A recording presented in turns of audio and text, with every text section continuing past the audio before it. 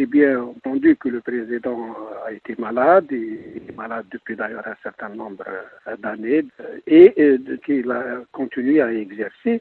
Et ce qui est attendu du chef de l'État, c'est non pas des performances d'un athlète de haut niveau, mais la direction d'un pays, les arbitrages nécessaires pour assurer le bon fonctionnement des institutions. Et cela a été fait et se fera certainement pour poursuivre son programme et en préparant les importantes échéances politiques.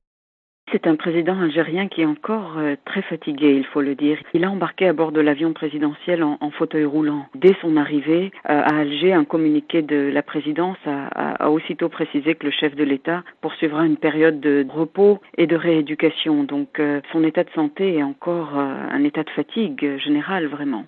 Et le président était absent de son pays depuis le 27 avril dernier, donc une longue période.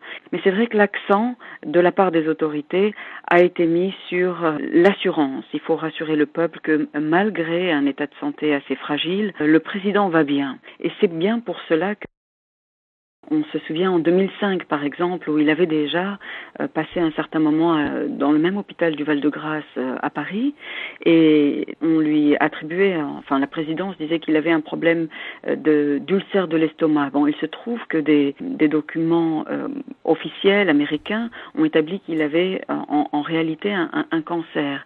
Donc depuis ce temps-là, c'est vrai que les Algériens se soucient un petit peu de l'état de santé de leur président, mais ils n'ont pas, à vrai dire, senti un déficit politique dans le pays.